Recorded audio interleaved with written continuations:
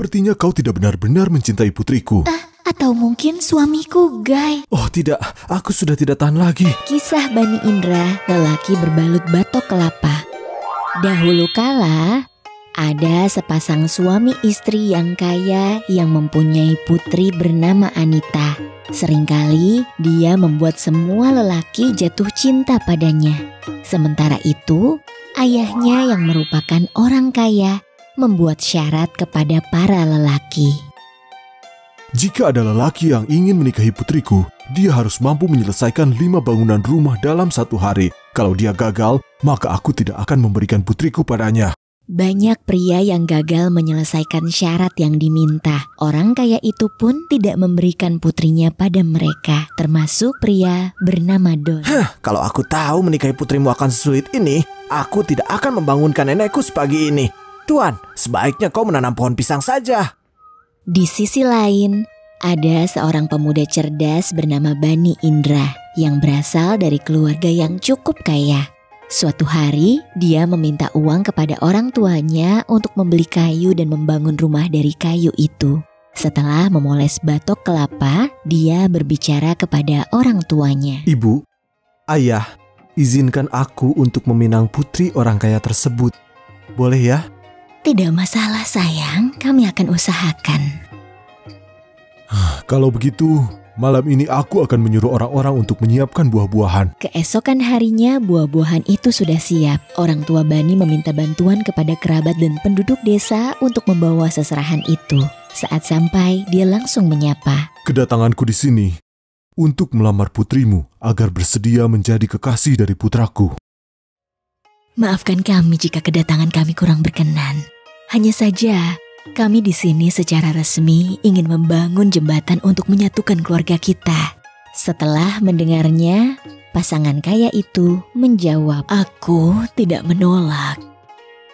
Tapi besok, putramu harus mampu membangun 5 rumah dalam sehari. Jika putramu tidak bisa menyelesaikannya hari itu juga, aku tidak akan memberikan putriku kepada putramu. Baik, jika besok anakku gagal menyelesaikan semua itu dalam sehari, kau berhak menolaknya dan kau boleh menyimpan semua seserahan ini. Kami tidak akan mengambilnya atau meminta ganti rugi padamu." Lalu mereka meninggalkan rumah orang kaya itu. Setelah itu, orang kaya dan istrinya melihat seserahan tersebut. Mereka melihat buah-buahan langka dengan harga yang mahal dari luar negeri maupun lokal. Orang kaya itu menyeringai pada istrinya dan berkata, "Kita bisa makan seserahan ini secara gratis."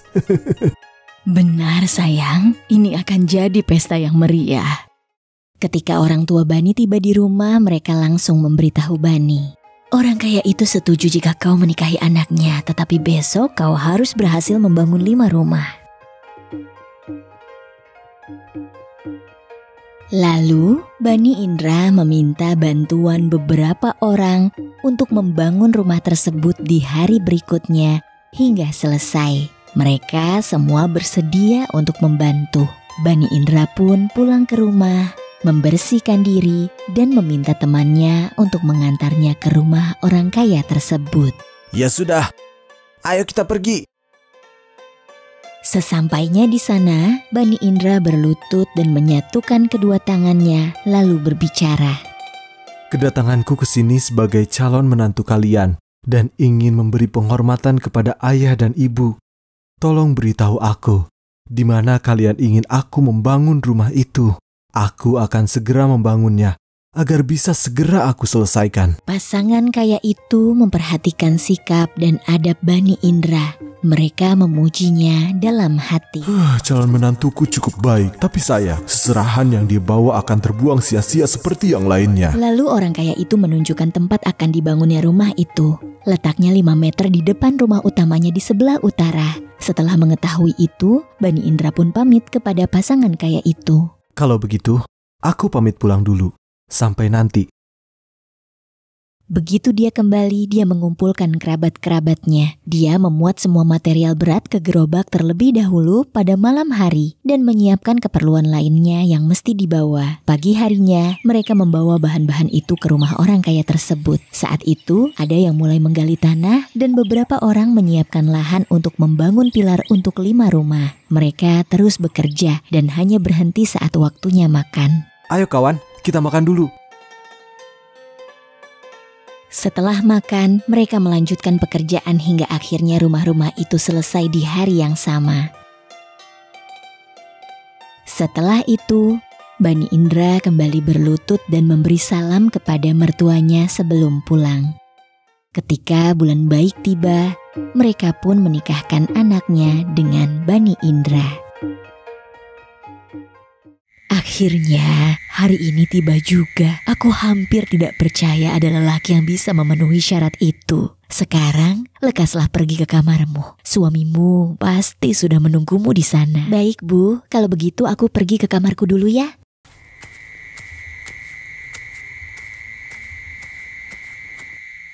Sementara itu, Bani Indra menyembunyikan batok kelapanya agar tidak ada seorang pun yang tahu. Selama malam bulan madu, mereka tidur di ranjang yang sama. Kenapa jantungku berdetak begitu kencang?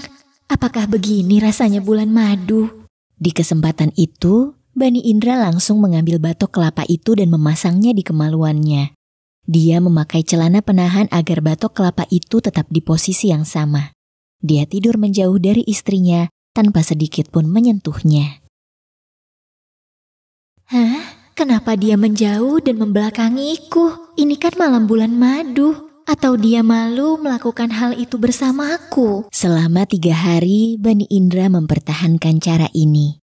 Di beberapa malam berikutnya, Anita jadi cemas, curiga, dan berpikir. Suamiku sudah tidur denganku selama beberapa malam, tapi dia bersikap acuh, seolah-olah dia tidak peduli denganku. Atau mungkin suamiku gay. Setelah berpikir, dia pun jadi penasaran. Lalu, jika aku tidak memastikan, aku tidak akan pernah tahu. Kalau begitu, aku harus menyentuhnya. Bani Indra tidak bisa tidur tetapi dia pura-pura mendengkur. Anita mengulurkan tangannya lalu menyentuh bagian kemaluannya. Tapi yang dia rasakan adalah kulit kelapa yang halus. Dia kembali menarik tangannya dan berpikir. Hah? Apakah suamiku buci? Bentuk kemaluannya terasa seperti milik wanita. Tidak seperti kemaluan lelaki. Membingungkan sekali. Di pagi hari dia berbisik kepada ibunya tentang apa yang terjadi semalam. Mendengar ini, ibunya menarik nafas dalam-dalam. Putriku sayang, aku bersyukur kau punya suami, tapi kenapa dia tidak seperti lelaki pada umumnya? Lalu dia mulai menyalahkan menantunya. Kalau dia tidak memiliki alat kelamin seperti lelaki yang lain, bagaimana bisa dia mencintaimu sepenuh hati? Setelah itu ibunya menceritakan apa yang diceritakan putrinya kepada suaminya. Kalau aku membicarakan hal ini, akan jadi aib bagi keluargaku. Dia pun saling berbisik dengan istrinya. Menantu kita baik. Sudahlah, kasihanilah saja dia. Kita kembalikan seserahan darinya dan beri dia 1.500 sen untuk mengganti biaya rumah. Dan suruh dia kembali ke rumah orang tuanya. Setelah bersepakat, mereka pun memanggil menantunya. Hei, kemarilah nak. Bani Indra mendengar mertuanya memanggil dia. Lalu dia menghampiri, duduk dan mereka pun berkata, Sepertinya kau tidak benar-benar mencintai putriku. Terpaksa aku harus memberi 1.500 sen kepadamu. Kau bisa mengambilnya dan kembalilah ke rumah orang tuamu. Setelah Bani Indra menerima semua uang itu, dia berkata, Ayah, aku minta peti besar untuk menyimpan uang yang akan aku bawa pulang. Bisakah kau memberikannya? Orang kaya itu memberinya sebuah peti dan memerintahkan seorang pelayan untuk membawa peti itu ke rumahnya. Bani Indra memberikan peti berisi uang 1.500 sen itu kepada orang tuanya dan menceritakan semuanya kepada mereka.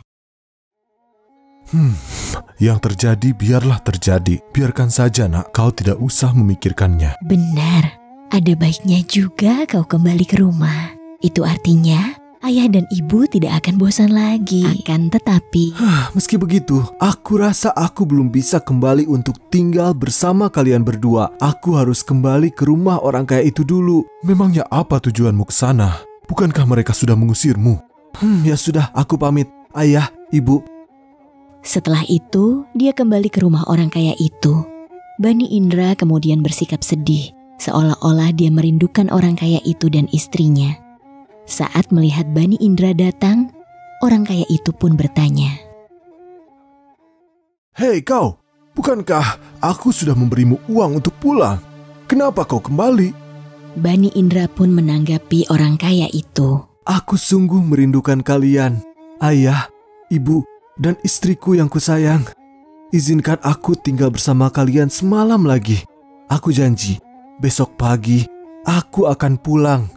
Lalu pasangan kaya itu saling berdiskusi. Kita izinkan dia tinggal 1 malam lagi. Lagi pula dia baru saja menjalani semua ini. Benar kan? Ya sudah, kalau begitu aku tidak keberatan. Baiklah, aku akan mengizinkanmu tinggal 1 malam lagi. Setelah makan malam, Bani Indra menuju kamar terlebih dahulu. Dia bersiap untuk menyantap makan malam terakhir bersama istrinya. Sementara itu, batok kelapa masih menutupi bagian kemaluannya. Malam harinya, sang istri berpikir, besok pagi suamiku akan kembali ke rumahnya. Kali ini aku harus menyentuhnya dan memastikannya lagi. Sementara itu Bani Indra tidak bisa tidur. Dia begitu takut batok kelapanya akan lepas. Sang istri mengulurkan tangannya lagi dan berusaha memegang bagian intim Bani Indra. Namun saat itu batok kelapanya jatuh hingga bersuara trok. Apa itu yang jatuh? Oh tidak, aku sudah tidak tahan lagi. Bani Indra pun berbalik dan secara agresif dia bercinta dengan istrinya. Ya ampun, ternyata dugaanku salah. Di pagi harinya, Anita memberitahu ibunya dengan suara lembut. Ibu, jika memang suamiku akan pulang pagi ini, tolong hentikan dia. Karena dia curiga dengan ekspresi Anita yang aneh ditambah suaranya yang lembut, ibunya pun bertanya, "Sayang, ceritakan padaku apa yang terjadi. Kenapa suaramu jadi pelan seperti itu? Kau sakit ya?" Mendengar hal itu, dia berbisik kepada ibunya. "Ibu, suamiku punya alat kelamin sama seperti lelaki lainnya. Dia bukan buci." Setelah itu, sang ibu pergi diam-diam memberitahu suaminya. "Sayang, anak kita mulai merasa cocok dengan suaminya." Hah? Benarkah?